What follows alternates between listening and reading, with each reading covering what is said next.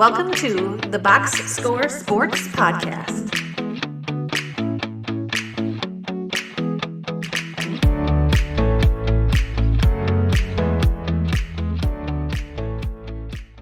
Welcome back, everybody, to the Sports Podcast. I'm your host, Ryan. On today's episode, we are going to do our Tuesday take for Week 11 of the NFL season.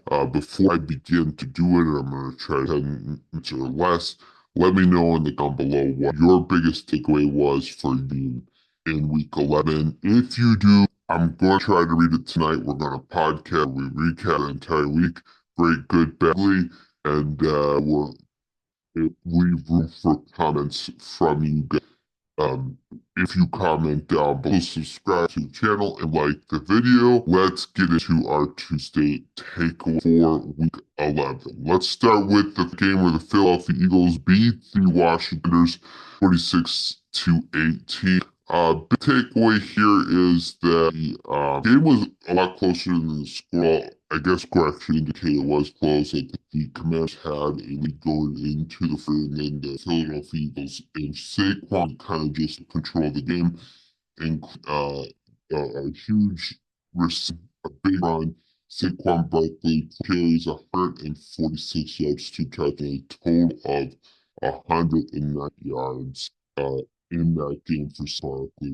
The Eagles, big victor, and Barkley continued on the best sides this offseason. Going into the Green Bay Packers, luckiest teams I've seen all the time. Joking Packer fans, okay, I'm going to say that right. 20-19, they beat Chicago Bears.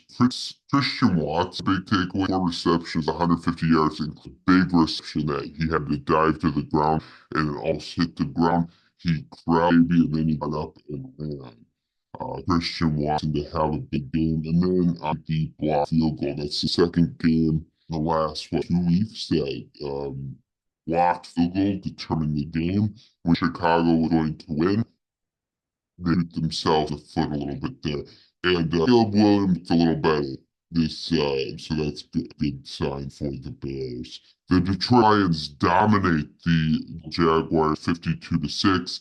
They had a total of 600 total yards entire game. That is dominance. And just to highlight the dominance, I have a here for you, not like a stat, but just the first 7 possessions for the Lions. 7 touchdowns, 93 yards, touchdown, 53 yards, touchdown, 80 touchdown, 80-yard touchdown, 83 touchdown, 96-yard touchdown. That's the first 7 for the Detroit Lions, which just showed that it's over Jacksonville. And Jacksonville Jaguars fan, maybe now you'll appreciate Trevor Lawrence a little bit more. We'll see if Doug Peterson, the coach for the Jaguars, longer. The Minnesota Vikings beat the Titans 23-13. The big Vikings defense continues to be the best on the team, the offense and defense, holding to 13 points. The run game's a little tight now for the Vikings, but let's give credit to the Titans, the second best rush defense in the league. Not horribly worried about it, but just something to keep it.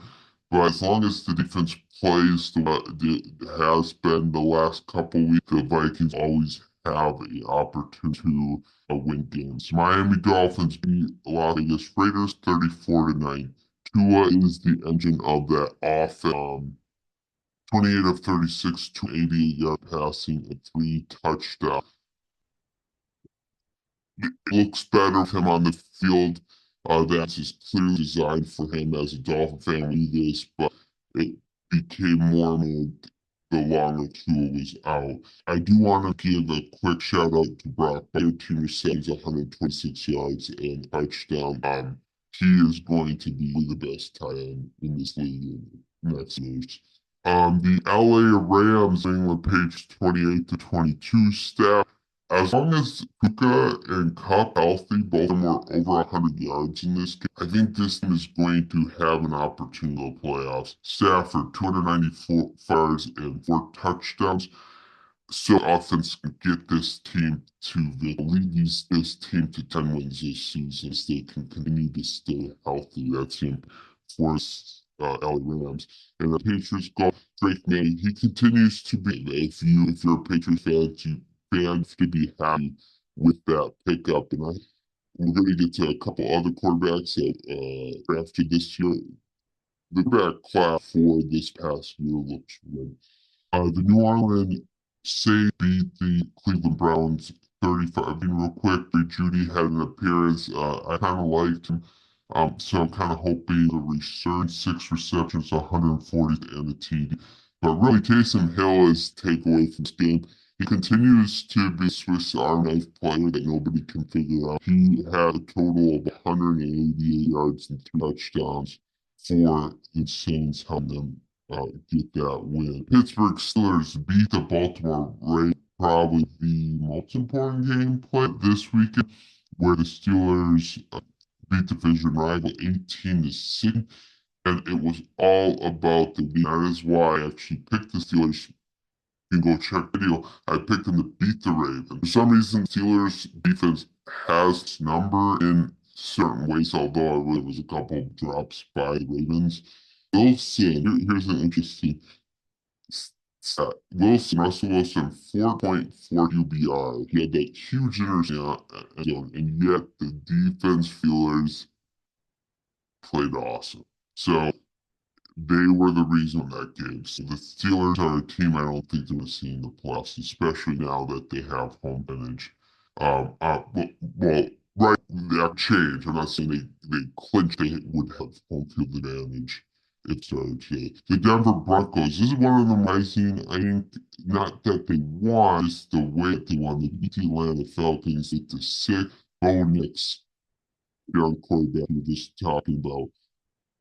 33, 307, and touchdown domination by the Browns. And the Falcons fans to the Cousins roller coaster. Have a couple games where he's on fire, a couple games it doesn't seem like he should be an NFL act. Speaking of roller coaster, Smith and the Seattle Seahawks beat the San Francisco 49ers. San Francisco 20-17, including the drive that June led. In the final seconds, I think they scored 12 seconds. So Gino just had an up day. Kind of like he played pretty good, I think, overall, but he had a couple of throws that you spread at. But over doesn't matter. The defense for the Seahawks are really the story that they were able to beat 49ers to just some points.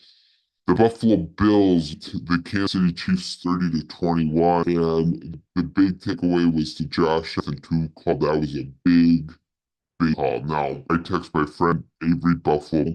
I was like, I would kick the field goal here because the Bills, it just always seemed to shoot themselves in the foot. Like when they play the Chiefs. So, like, in my mind, I was like, oh, they're gonna, if they're not going to get, and then all the Chiefs need field goal to win the game, and the Chiefs are going to get that field goal in, they're going to leave heartbroken. But enters Josh Allen, who the Buffalo Bills made the right with Josh Allen play, will roll him out.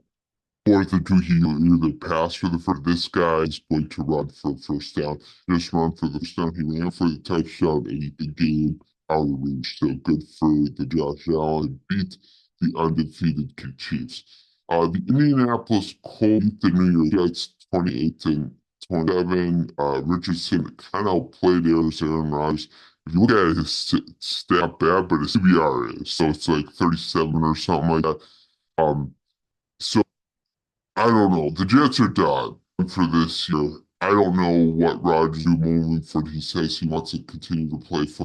He's just not the same guy, and have problems on the offense, and they got to get it clear. We'll see what they do. Maybe they'll get Vero there and he'll change things. I don't know. The LA Chargers Monday Night Football beat the Cincinnati Bengals in what was an entertaining 34-27. This was about the quarterback. Had a lot of good throws. I shouldn't say a lot. A couple really awesome throws that remind why Justin Herbert is so easy to watch. Yeah, 200, almost 3 passes, 2 touchdowns, and 6 yards on the game. That's big for the Chargers and give them on the ground to extend drives and so on. So, Burrow, 365 yards passing and 3 touchdowns, and his stat when it comes to Joe Burrow Cincinnati offense. So it's the first time in the Super Bowl era where a team won 3 games with their quarterback, Joe Burrow, throwing 3+ passes, 300+ yards, and interceptions. They lost 3 games where Joe Burrow and that offense put big numbers. That's never been before. So unfortunately for fans, they lose and their playoff hopes dwindle a little bit more. The Chargers look like a team that other teams are going to play. Finally, Monday Night Football. The Houston Texans beat the Jaguars 30-10. Nico Collins affect the offense better with him on the field, and which means that he has a gravity about him, right? He's either going to make plays, defense has to really be concerned about him. Stroud looked better with him on the field. Mixon had a huge game, and the plays. I don't understand. They ran the ball 5 times with their running backs, and they 5 times, and it was a 17-10 game halftime. I don't understand that. I do kind of can't run the ball. They don't have a running back, so I don't understand. My question is, why aren't we giving Trey Lance a shot? He instead running the ground, being the quarterback. So I don't understand why Trey Lance is not getting a shot in Dallas. But anyway, those are my Week 11 takeaways. Once again, let me know in the comments down what was your takeaway on Tuesday. I'm hoping that if football comments, I'm going to read them on podcast today. And then also, please like the video if you heard. If you didn't, thanks for listening and subscribe to the channel. Thanks so much. And I hope you guys enjoyed, and we will talk to you guys. Thanks so much for watching this clip of the Box Score Sports Podcast. I hope you guys enjoyed. If you haven't yet, please subscribe to our channel. Follow us on Instagram and Twitter or X. And we'll talk to you guys real soon. See ya.